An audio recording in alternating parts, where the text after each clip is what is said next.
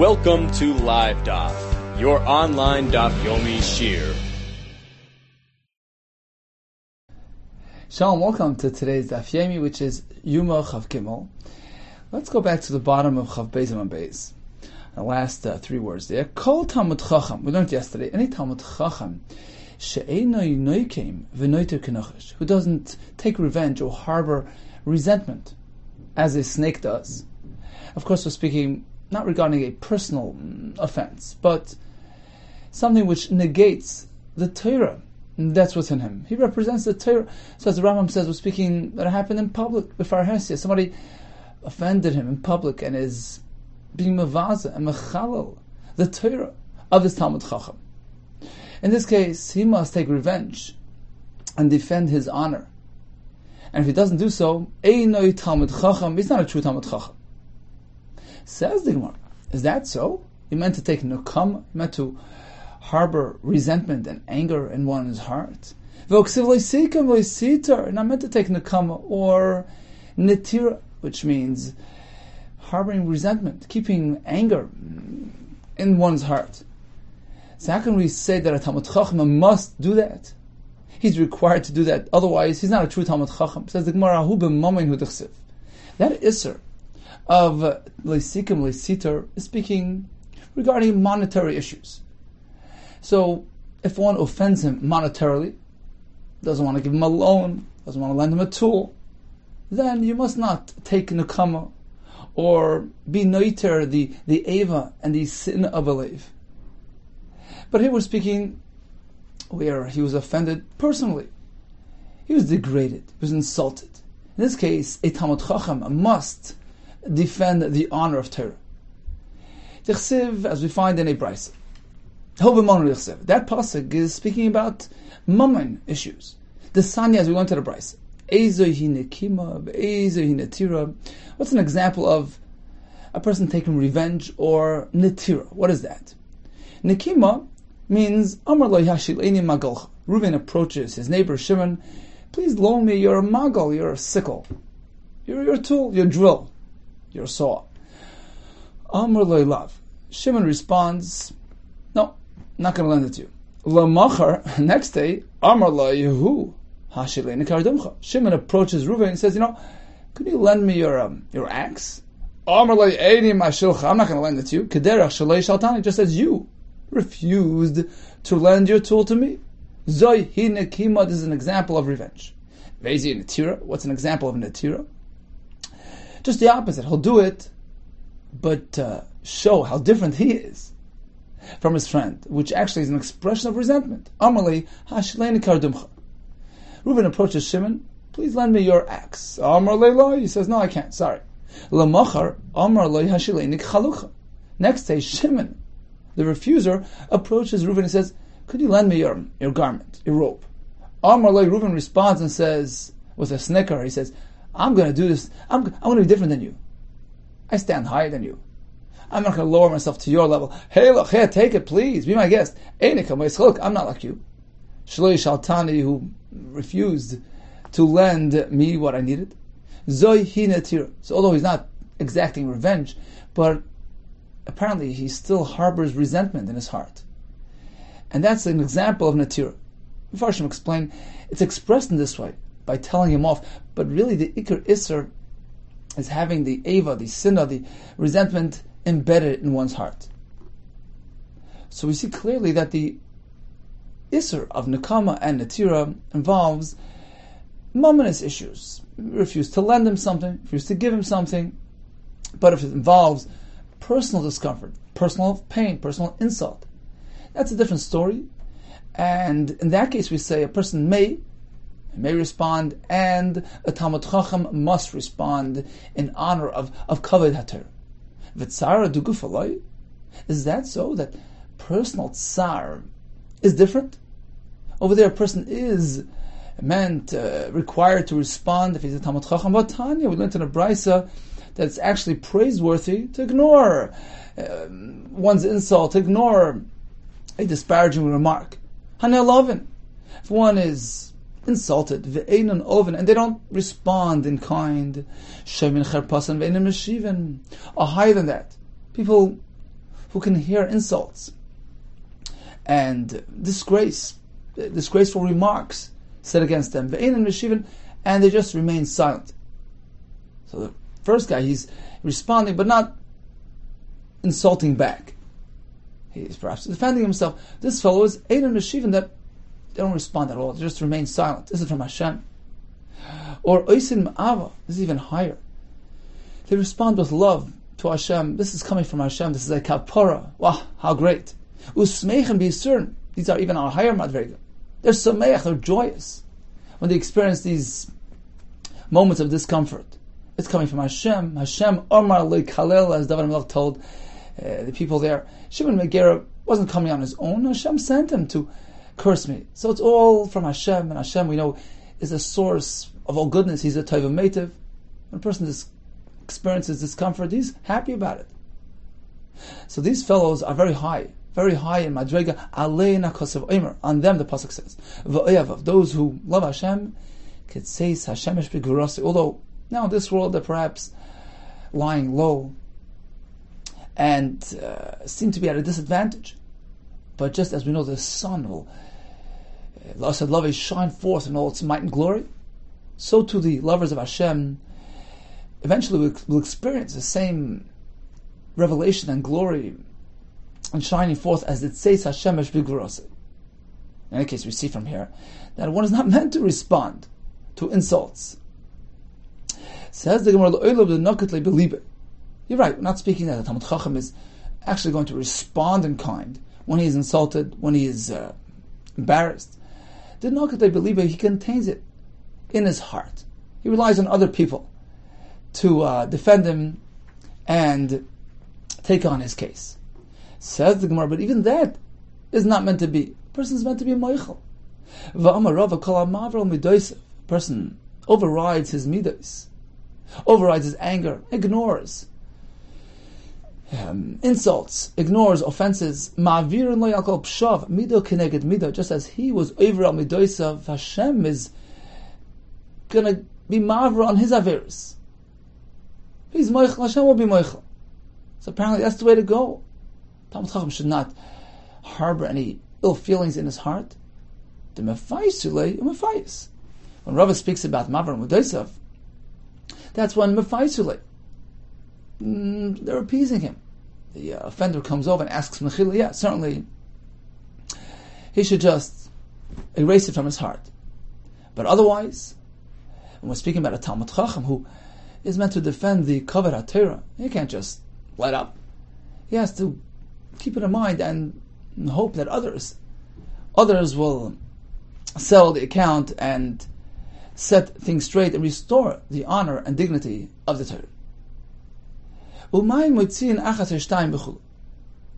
took a finger count in Beis Hamikdash, and everybody showed 1 or 2 fingers. If you say 2 fingers are meant to be extended, is there a need to speak about 1? What do you mean 1 or 2? If it's 2, then it's certainly 1. The answer is, depends what type of person. Some people have some difficulty moving their fingers and some difficulty with motor skills. So they can't just stick out 1 finger. It comes along with the next one. So that's the Mishnah. Kan Bebari was speaking about a healthy person who has the ability to only show 1 finger, and that's the way to go. Kan Bechoyle, when the Mishnah says Achatz Oishtayim, was speaking about a person who's unwell, physically, a little bit limited physically, and he has to stick out both fingers together. So that also is acceptable. V'atanya, we learned in a brisa, and this is actually not a kasha. Sometimes v'atanya is like a raya. We actually learned in a brisa likewise. Achas meitziyin, shtayim ein meitziyin. Generally, preferably, they should only show 1 finger, and not 2. And the reason is because the mamuna is going around taking a finger count, and if you show 2 fingers, you might count it as 2. So l'chatchila, just show 1. By medvar namur, one of that said, bebari, when a person is able to do so, av b'choyle, if he's unwell and he can't, afilu shtayim meitziyin, then we allow him to show 2 fingers together.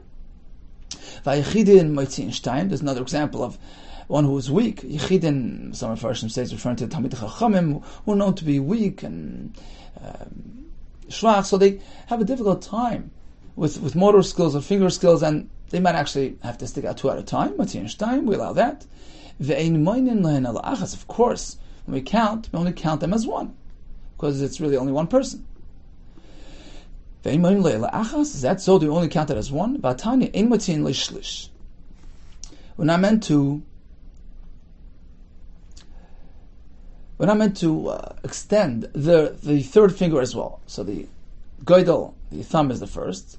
Then comes the etzba. Then comes the third finger. Here we're calling it shlish. So we're not meant to extend the third finger together with the etzba. Meant to do only etzba. V'loy goidel nor the thumb. We're concerned about dishonest people. And Rashi and Mishnah explained for us that this fellow will see that he's about to lose the count. The number 120 or whatever it was that they set as the final number is about to end, but not by him, the person after him. So try to slow things down and extend two fingers. And the Munah might not notice. He'll count them as 1, 2, and he'll be the winner. So therefore, not meant to extend more than one finger. He might see shlish, but if a person does extend the third finger together with the second, okay, that's fine, and we count him, he's part of the count. Apparently, he has difficulty only extending one, so we allow for that. Goydil, but if he extends his thumb, there's no excuse for that. Hey, we don't include him in the count. Apparently, he's trying to trick the Mamuna into counting him as two people. Not only is he not included, but he's going to suffer. He gets whipped from the Mamuna, bipakia, with this belt, with this whip. In any case, we see from here that we count him. We count him when he does extend second and third. That's legal. Apparently, he can't do it one at a time. And we are minor. The Gemara assumes minor means we count him as two. Whereas earlier we said that we always count a kohen as one, regardless of how many fingers he extends. My moinin loy nami achas. When the Brisa here spoke about moinin loy, we count him. Of course, we count him as one person. My pakir, what's this pakir that he's going to get whipped with? Amarav marda. That's what it's called, a marda. My madra. My madra. What exactly is this? Amar papa metarka de tayi. It's a whip used by Yishmaelim, the Pasuk Reishe, which has some sharp, narrow straps coming off the top, which are pretty painful. So this is what the Mamuna used to punish the Rama who tried to trick him at the finger count. Initially I figured that the pshat in the Mishnah in Shkolim is as follows. We learned in the Mishnah Shkolim ben Beivoi, that was his name, he was the administrator, who was Memuna ala Pakia. They had a list of 15 Memuna, one of them was ben Beivoi, who was in charge of Pakia. Says Abayi, initially I thought the pshat was, I figured, Psilta. He was in charge of forming the wicks. So Pakia means tearing apart, ripping apart, and he would rip apart material and form the wicks for the menorah. It required the expertise because you had to have the right thickness to consume the right amount of oil. So that's what I figured Pokia means. Kedesnan, as we learned in the Mishnah in Sukkah, when it came to Simchas Beis HaShe'eva, which featured these huge torches, what did they use as wick material, as torch material? From the worn out pants, the Kohanim's pants, from the worn out belts,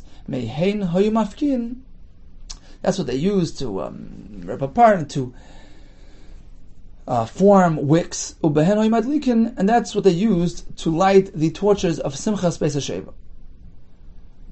So this is Abaye speaking. Initially I figured Ben Bevoy al Pakia means he formed wicks. Kiv and the Shaman Allah, the Sanya. Once I heard this brisa, This honest Kohen would not only be not included in the count, but he was also going to be like it. He's going to be whipped with the pakia from the mamuna. Amina, now I concluded my pakia nagda, that the word pakia is actually referring to whipping and applying lashes. And just as pakia by us means lashes there as well, by Ben Bevoi, he was mamuna on providing lashes in the Beis HaMikdash. So we're speaking, let's say, a kohen who was a Levi, who fell asleep on his watch in the middle of the night. He got treated by Ben Bevoi with the strap. So that was his job.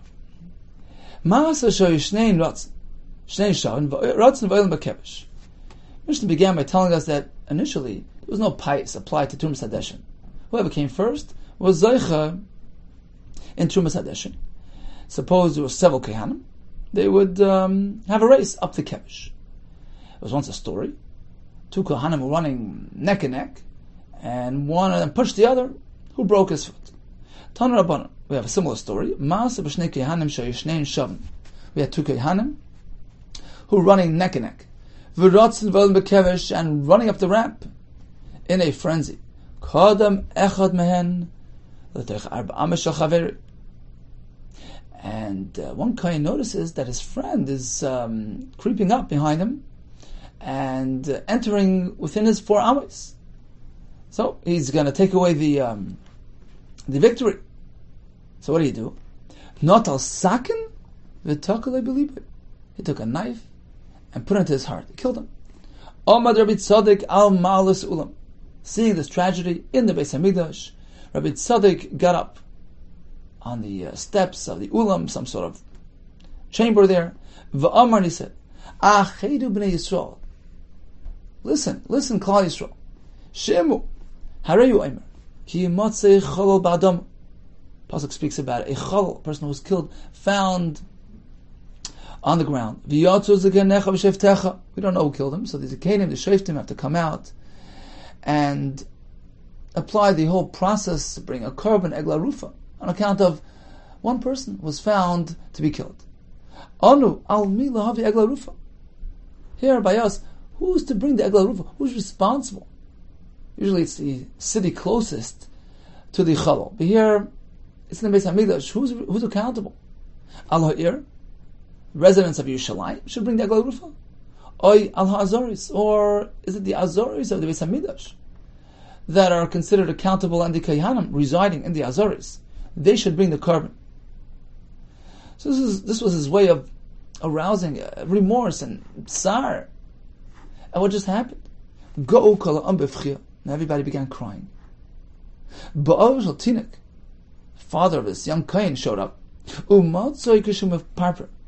he noticed his son hovering between life and death. Omar, he said, Harehu kaparaschem. His death should be mechaper on you all.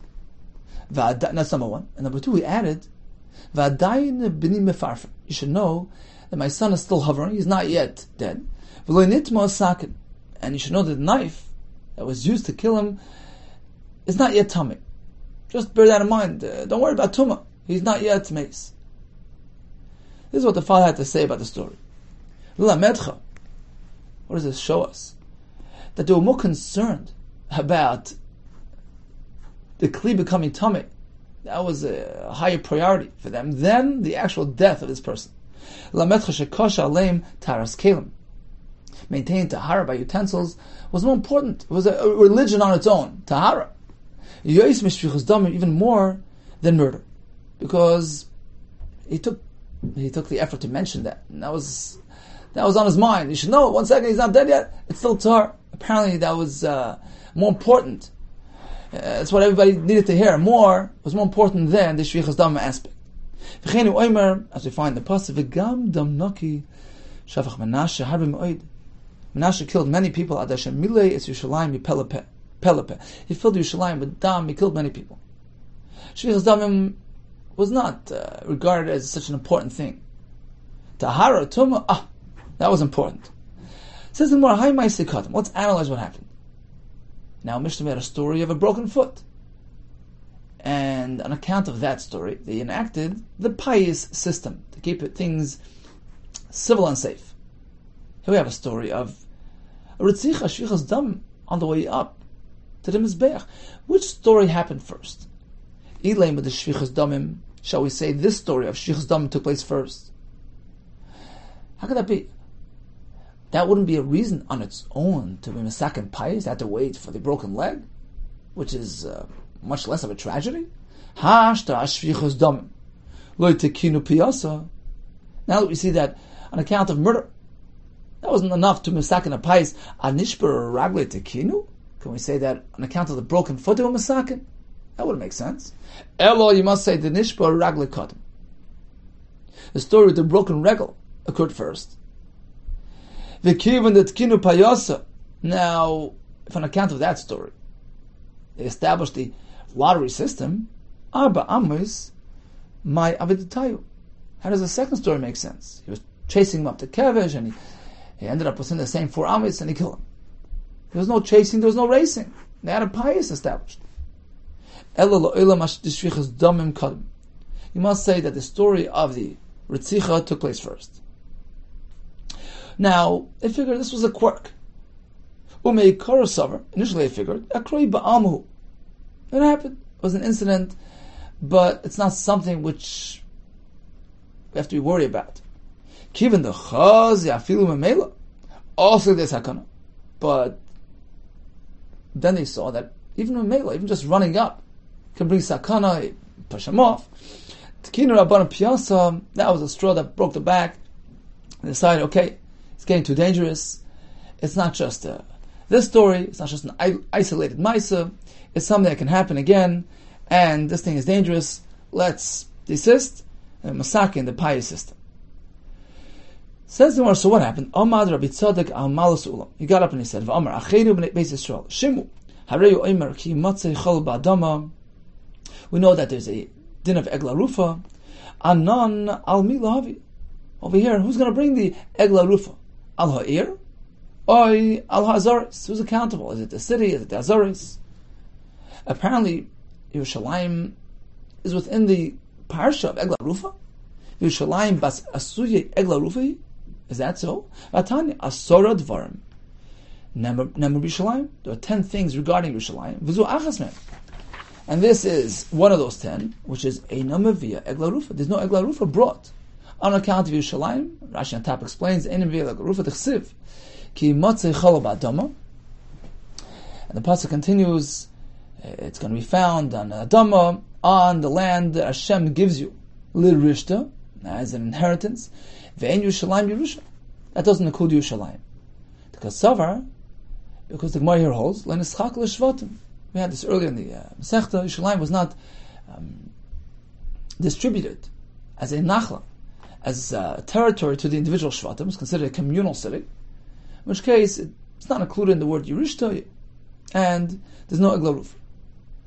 So there wouldn't be Egla Rufa on Yerushalayim in any case. What did Reb Tzadok mean? Is it Yerushalayim that's going to bring? Is it the Beis Hamikdash is going to bring? Eina Mevia Egla Rufa. V'oid, another kasha, Egla Rufa is only when it's an unknown. Lo noida mihiko ksiv. We don't know who killed him. V'ha noida mihiko. This fellow, we knew full and well who did it. There's no Egla Rufa. So what do you mean, Egla Rufa? Elo kadei laharbas b'bchir. You're right. It's not to be taken literally. Halachically speaking, Egla Rufa wouldn't apply in any case. Either because we know who the murderer is, or because Yerushalayim wouldn't bring Egla Rufa. He's just expressing it this way to be marber b'chia, to arouse the tzibur, to feel the pain and cry about the tragedy. And the Brisa continued, Ba'aviv shal tinoik, the father showed up, he found the son in a state of mefarper. He was hovering between life and death. Omar, he said, Haru kaparaschem, his death should be a kapara for you all. V'adayim nikayim, look, my son is still alive, don't worry about the knife. It's still tar. Lamedcha, this indicates shekasha aleim taras kelim. The concept of maintaining things b'tahara was of a higher priority. Yoyser mishvichas damim, more than the tragedy at hand. Now, 2 ways to look at it. Iboilu. The Bnei Yeshiva asked as follows. we know that Taharas Kelim is more important. But is it because Shvichus Damim Hu Dizal, the concept of Shvichus Damim, became something cheap in their eyes? Aval Taharas Kelim Kedekaima Kaima. But the concept of maintaining Tahara, that was always important, and that maintained the same level of importance as it always had. There's no increased awareness of Tahara. Why was Tahara more important than Shvichas Damim? Because Shvichas Damim became cheap in their eyes. So is it that way?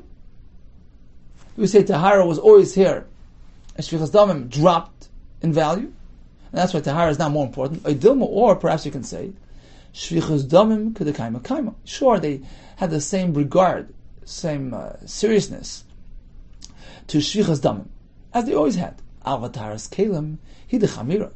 But now, for some reason, they regarded Taharas Kelim to be more important. So Shvichas Damim was pretty high on the list, but Taharas Kelim superseded that. So which way is it? Is it the increased awareness of Taharas Kelim that pushed it above Shvichas Damim, or is it the low regard for Shvichas Damim that pushed Shvichas Damim below the level of importance of Taharas Kelim? Tashma, we have a raya medikon nasif la Talmuda, because the Gemara brings the pasuk to support that Tahara was more important. Which pasuk?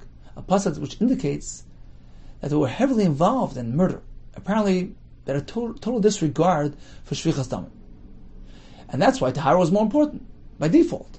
Tahara remained up there, as always, but Shvichas Damim, for some reason, became cheap in their eyes. V'gam dam naki, shafach menashe.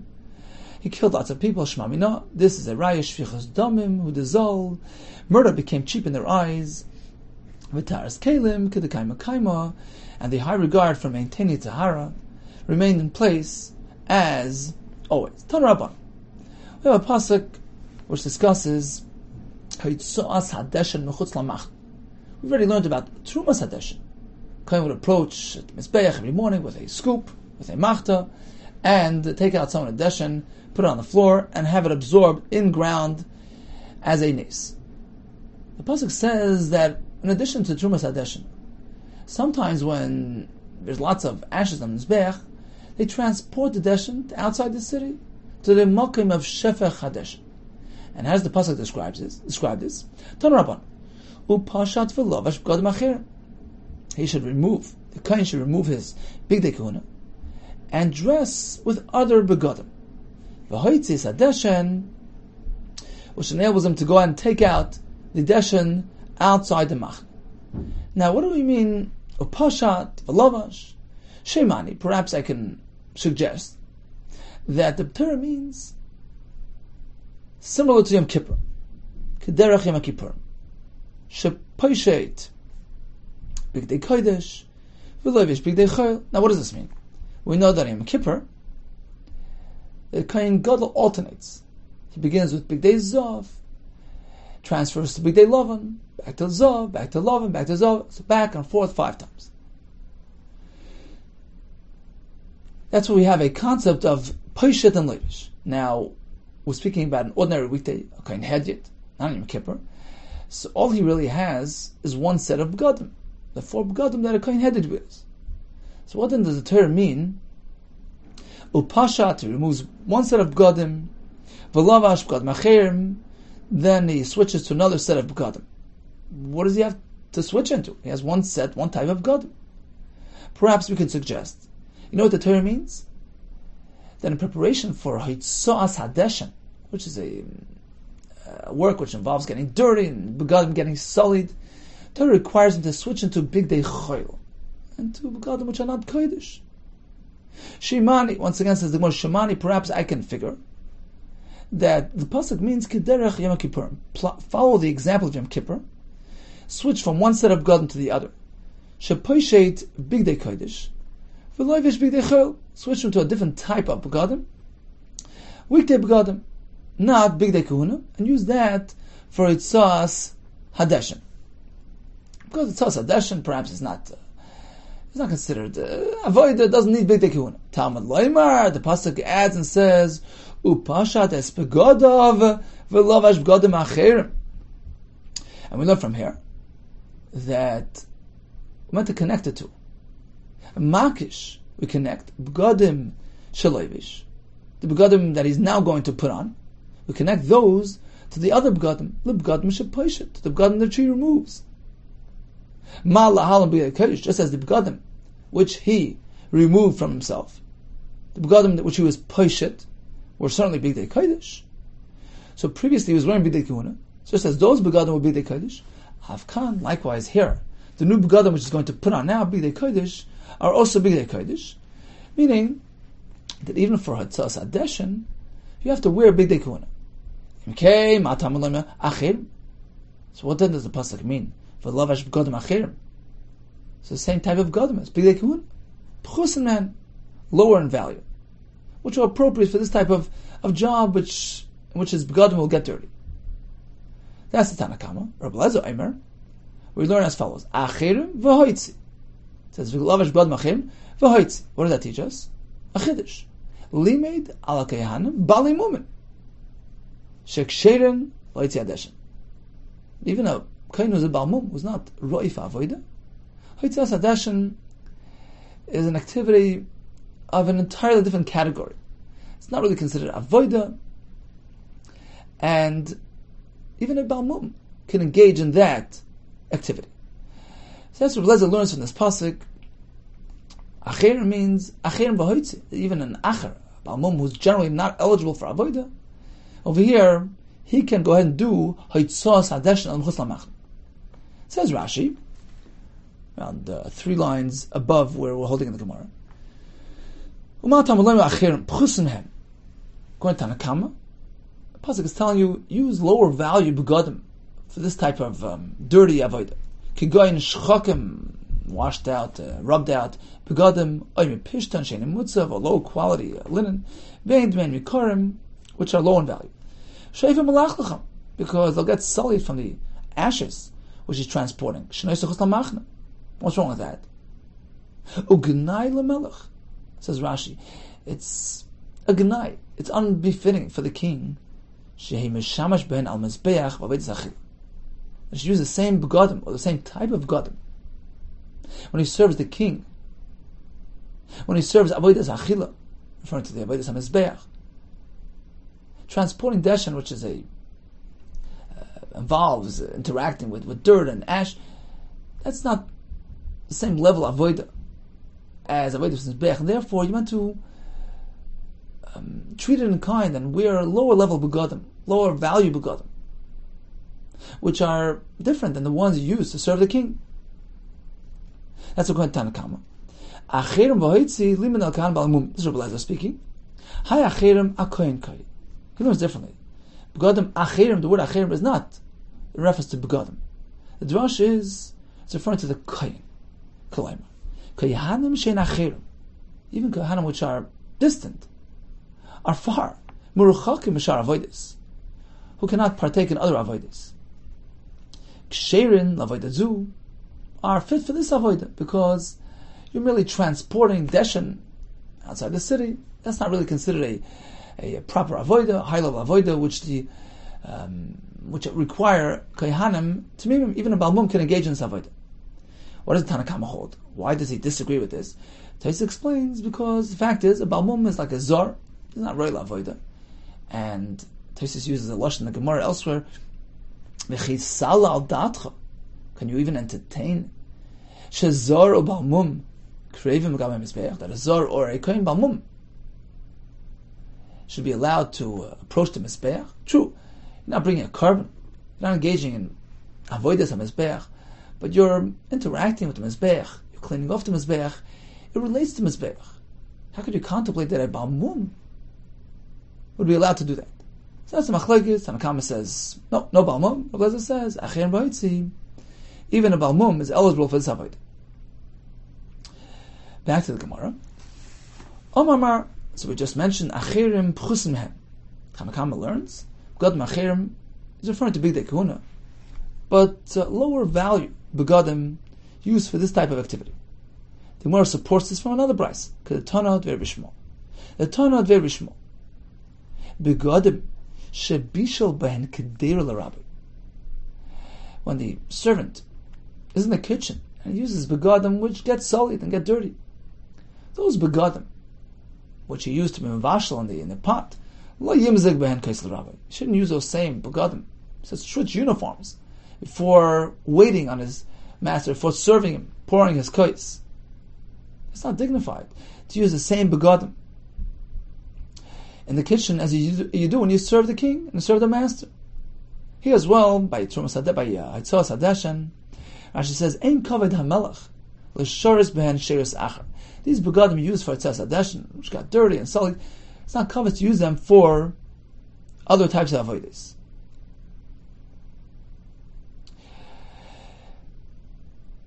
As the Ritva points out that even according to Rabbi Lezer, this halacha will apply, because although he doesn't have the pasuk of begadim acherim to indicate as such that the kohen must wear low quality begadim for Haitzos Hadeshen, to show that this is a different type of avodah, this is not the direct avodah for the melech, and therefore I'm downgrading, either because of that or because it actually gets dirty and it's unbecoming to serve with these begadim, to serve the king with these begadim. So he doesn't have that pasuk to teach us this halacha, but he learns it misvara. Tanit Rishmol svara. It's not right, not covered for the Eved to serve his Rebbe with the same begadim as he was wearing in the kitchen. Okay, so we have a machlokes between Tanakama and Rabbi Lezer regarding a balmum. Tanakama seems to hold that a balmum is possible because even though Haitzos Hadeshen is considered somewhat of an avodah. Taisus explains you can involve with the mizbeach if you can be involved and engage with the mizbeach. You can be korev the gabe mizbeach when you're a balmum. Rabbi Lezer disagrees. Learns from the pasuk a balmum is suitable.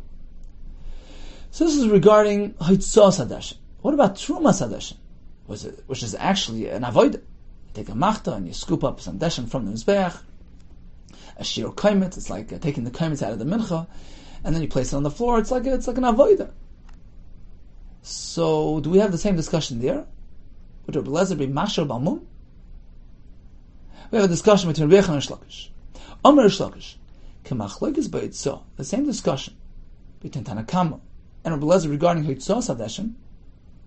Kach machlokes b'Arom. The same machlokes applies to Aromas Hadeshen, Trumas Hadeshen. Rabbi Lezer will hold that a Balmum is kosher for that, because that's not considered a ordinary avodah, and a balmum is fine. And the svar would be, just as Haitzos Hadeshen is kosher with a balmum, likewise Trumas Hadeshen, they're both similar in nature. You're not actually being makar of a korban. Therefore, says Rish Lakish, a balmum would be kosher even for Trumas Hadeshen, according to Shitas Rabbi Lezer. Rabbi Yehuda Amar, he says, no. It's a big difference. Machlokes b'Haitzos Hadeshen we have machlokes. Lezer says Haitzos Hadeshen that's not an avodah. A balmum is kosher. Aval b'harama divrei hakoil avodah. When it comes to Trumas Hadeshen, all agree. Even if Lezer agrees, this is a true avodah for which a balmum is possible. My time with the Rish Lakish. What's pshat in Shitas Rish Lakish? Fine, Haitzos Hadeshen. We have a pasuk, acherim, even a balmum is kosher, but Trumas Hadeshen, why would they contemplate that Trumas Hadeshen is not a true avodah, and even a balmum would be kosher according to Lezer? Amalach, Rish Lakish responds and explains, how can you think Trumas Hadeshen is a bona fide avodah for which a balmum is possible? How could you say that? We see that it's different than other avodas. Generally, a kohen hedid has to wear how many begadim when he brings a korban? 4. And here by Trumas Hadeshen, he only wears 2 begadim, shirt and pants. Apparently it's a different type of thing. And being as such, Rabbi Lezer would say, even a balmum is kosher. If you think it's an avodah, then how do you explain on the following halacha? Yesh lecha avodah sheksher b'shnei kelim? Where do we find another avodah which can be done using 2 articles of begadim, a shirt and pants, a kseinis and a chasayim, as we find by Trumas Hadeshen? Apparently, it's not in the same category as the other avodas. And certainly according to Rabbi Lezer, just as Haitzos Hadeshen is kosher through a balmum, likewise Trumas Hadeshen. Rabbi Yehuda responds and says, no. You're being a right because Trumas Hadeshin can be done with 2 kelim. It's actually not so. Even for Trumas Hadeshin, all 4 begadim are required. Now, although the Torah actually only mentions the Ksoinis Mechnasayim, Goli Rachmana, Ksoinis Mechnasayim. The Torah, although clearly spoke about those 2, Hu Adin Lemitznefes V'Avnit. Torah relied on our Svar. Torah was Megali, he has to wear those 2. We understand, on our own. Apparently, it's because it's an Avodah. And just as he has to wear those 2 begadim, Ksoinis Mechnasayim, of course he has to wear the Mitznefes and the Avnit to complete his 4 bidei kahuna, and of course, Trumas Hadeshin is considered an avodah, requires 4 begadim, and there's no discussion. There's no hava mina that a balmum would be kosher for this avodah. Says the Gemara, Umay shna hani. So, according to Rabbi Yehuda, why does the Torah mention only those 2 begadim? The midei bad, which is the iksoinus, and the Michnesei Bad. If he needs all 4, then why mention 2 out of 4? Oh, Ma'ishnahani? The answer is, there's a special lesson inherent. There's a chiddush there. Midei Bad is coming to tell you, Midei ki midasai. In fact, the Torah mentions it in this way. Instead of saying, Ksoinus, Midei Bad. Must be, Bad is linen. Midei. Fit him perfectly. This teaches us, Midei ki midasai. Has to fit him properly. Rashi explains as to it can't drag on the floor, it can't be lifted off the floor, it has to fit in perfectly all the way down to the floor. So that we learn from Midei Bad. And from Michnesei Bad we learn, look at the Sanya, Menayin Shlei Davar Koidem, the Michnasayim. How do we know that the first thing that he wears are the pants? Shenemar Michnesei Bad Yilbash Al Psorai, from this pasuk, that the Michnasayim is going to be al basari. Of course, it's al basari. What's the point of mentioning that? Answer is, he's not yet wearing anything else. When he puts on the mechnasayim, that's meant to be the first article of clothing that he wears. So certainly the Trumas Hadeshin must be done with 4 begadim. The reason why we mentioned only 2 was not to say that it's 2 and not 4. It's just to teach us a special chiddush, which is embedded in each one of these 2 begadim. Has to be to his fit, and it has to be the first item. Mechnasayim has to be the first item that he wears. Says the Gemara very shlokish. Now, according to Shlokish, the reason why the Torah mentions only these 2, the Ksoinus and Mechnasayim, was to teach us that Trumas Hadeshin requires only 2 begadim. That's the chiddush of the pasuk. If so, we don't have a pasuk available to teach us. It has to be kimidasai, that the Mechnasayim have to be the first worn. So how does Rish Lakish know those 2 halachas? For Rish Lakish, Mida Kimidasai, how does he know it has to be, according to his size, fit him perfectly? Torah could have said Ksoinus. Why? Midai Bad. In fact, the Torah expressed it in this Lashon. Belashon Midai. Apparently, the Torah is coming to teach us this halacha as well. It has to be custom made, custom tailored Kimidas. The other halacha, that there shouldn't be anything worn prior to the Mechnasayim. We learned that from the other words, the fact that the pasuk says that the Mechnasei Bad Yilbash Al B'Sari are extra words coming to tell us that the first beggar that he wears should be the Mechnasayim. So at this point in the Gemara we have as follows.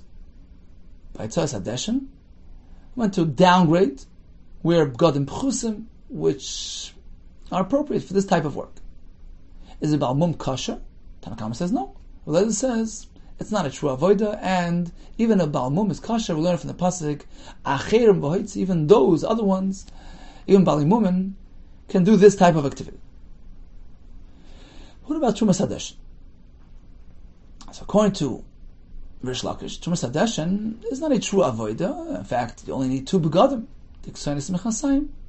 Therefore, says Rish Lakish, the same achlokas that applies by Tzoras Hadeshin, whether or not a Balmum is kosher, will apply to Trumas Hadeshin. According to Rabbi Yehuda, a Balmum is kosher. Rabbi says no. You can't compare a Tzoras Hadeshin to Trumas Hadeshin, which is a true avodah and requires all 4 begadim to be worn. Therefore, he says it's a true avodah, in which case all agree that only a kohen kosher is roy for this avodah.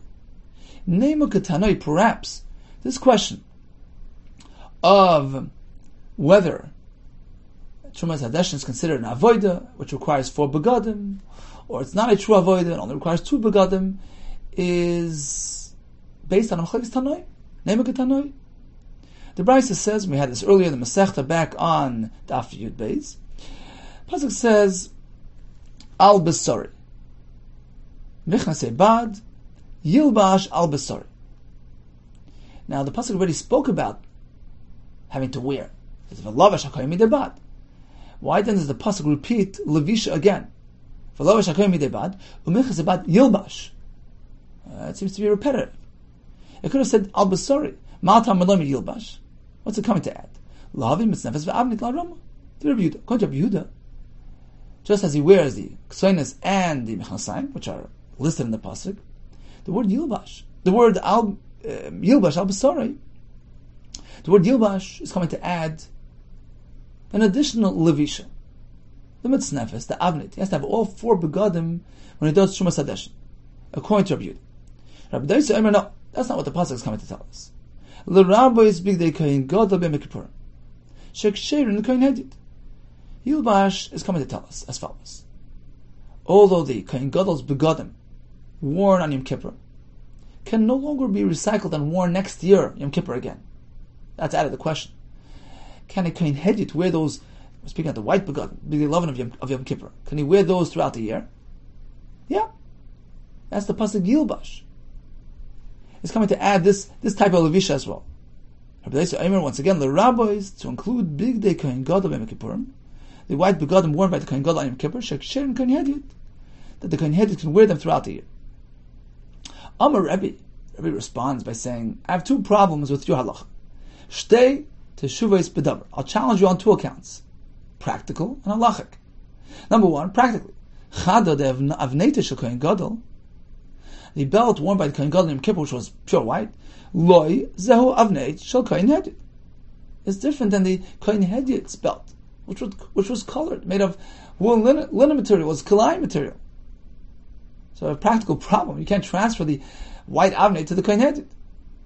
Number 1. Number 2, halachically, v'oid begadim shenishtamasht ben kedusha chambur.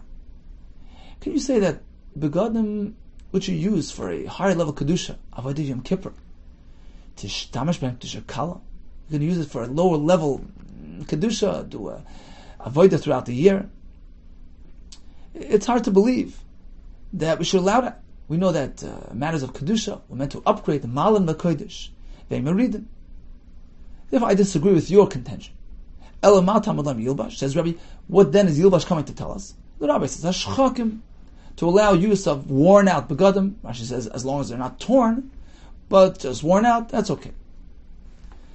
And the Gemara continues, V'nicham sham. In fact, we have this pasuk by Yom Kippur. After you use the big day lovin, meant to leave them there in place. What's the V'nicham sham coming to tell us? Malamash tun and gnisa. You have to hide it. You can no longer reuse those begadim even throughout the year. That is Shitas Rabbi. Rabbi Yehuda Omer, no. He maintains that the big day Kohen Gadol, although Kohen Gadol himself cannot re-wear those begadim next year, they're no longer roif avodas Yom Kippur, but they're still roif avodas Hedid. In fact, Rabbi Yehuda learned from the pasuk Yilbash that the big day Kohen Gadol can be reused by Kohen Hedid throughout the year. Says Rabbi Yehuda, okay, so what then is the pasuk trying to tell us with the words V'nicham Sham?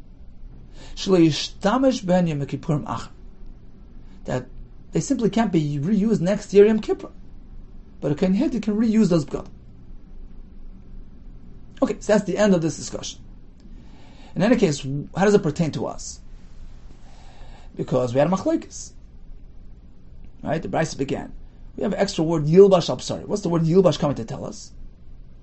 According to Rabbi Yehuda, then not only is the Kohen by Trumas Hadeshin need to wear Mechnasayim and Ksoinis, he has to add other begadim as well, the Avnet and the Mitznefes. Whereas Rabbi Yehuda doesn't apply the pasuk for that purpose; he applies it for a different purpose. And Rabbi also applies it for another purpose. The Rabbi says Shchakim. It would seem that the discussion we had earlier between Rabbi Yehuda and Shlokish regarding the status of Tumas Hadeshin, how should we relate to it?